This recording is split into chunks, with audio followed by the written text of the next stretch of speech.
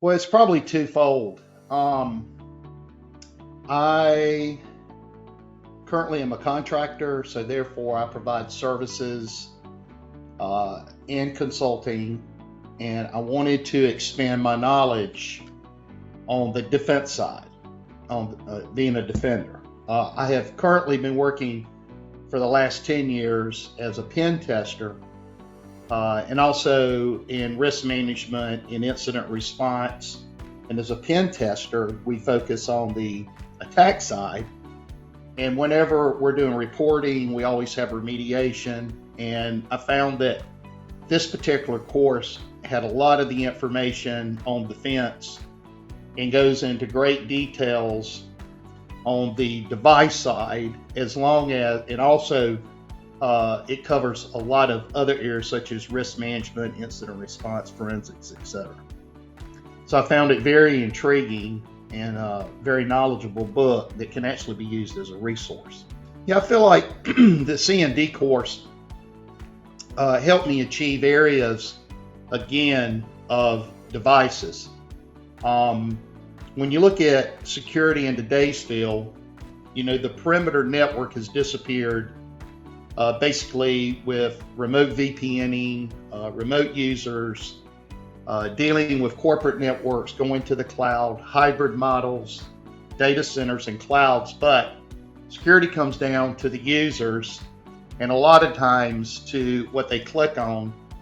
And users can have an abundance of privilege that allow them to execute different programs or try to install stuff on the network. And I found it very intriguing that this course covered such things as application control. A lot of my customers are like, hey, I don't want people to be able to do this, install or have admin privileges.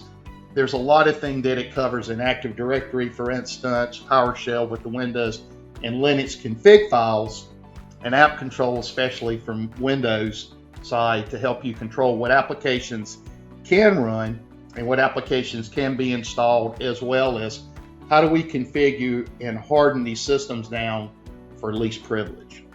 Well, again, in most of the courses that I've taken and certification, it's a base of knowledge, which this course really covers. It gave me a greater insight to areas that I don't have as much experience in. And an example of that is we're seeing more Internet of Things on the network. We're seeing embedded devices. I also deal, being in South Carolina, with a lot of plant situations. And what is the best way to configure these devices, legacy devices, how to segment, even how to lock down mobile devices, Internet of Things, wireless, as well as all your desktops, dealing with Linux, Windows, and how do we assess these risks? That's even covered. How do you do incident response? What are the best practices? So that as a consultant, it made me more well-rounded so that I could supply services and offer greater services to my customers. Well, a lot of courses that you take deal with the material. Sometimes there's labs, sometimes there's not. What I found interesting about this course is that it starts off with what I basically do, pen testing. What I mean by that is how can systems be attacked, and the labs match up to that. And then you get into labs like, well, how do we harden a Linux box? What are the ways we can control applications? What I found very interesting is that the labs were very complete. They were easy to access. They correlated really well with the material that you're being taught, to give you that hands-on experience. And the breadth of technology that's covered is really exciting. Like I said, everything from your basic knowledge that you would learn about the knowledge base of security, just the basics, advanced management concepts such as risk assessment, business continuity, and there are labs to go with that. And then you actually get down into the systems. I mean, not many courses will cover how do you harden a Windows, Linux, Amazon, Azure, Google? How do you look at mobile phone security, both with Android and iOS from Apple? And how do you secure the Internet of Things wireless? In other words, it's a very, very comprehensive course that, again, allows me to expand my knowledge base to supply services to my customers. Over the past 25 years, I feel like this is an upper level course where, as a tech, on the tech side, that I'm able to consult, and as I consult, I'm able to train others on site as I consult, which is why a lot of folks use me.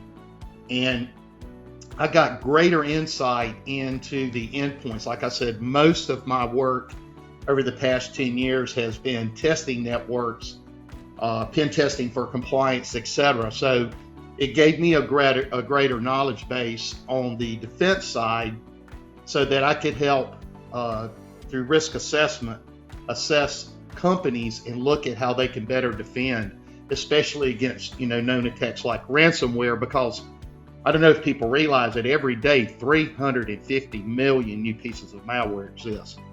And so this helps me teach assume breach. You got to verify.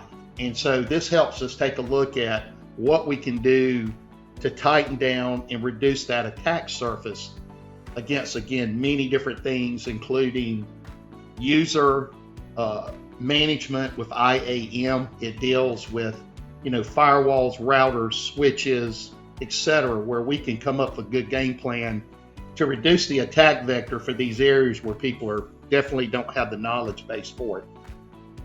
And I think in the IT field that knowledge is power. And again, this course opens up a lot of avenues, which I haven't seen opened up in other courses. I have today, last counted, 29 certifications. And so they deal with management, sector, DevSecOps. I have project management. And on the technical side, I have around 25 of those 29 are in the technical end. And within all these courses, I've never seen a course that actually has that much material on how to defend with these different endpoints and devices. I mean, you may say, well, you need to harden a device, you need to disable services, you need to get rid of protocols that are in use on the network, etc. You need to encrypt. But this course takes a deep dive into every operating system, basically, mobile, wireless, Internet of Things. It takes care of all gamuts and does a deep dive into configs and practices to secure these devices.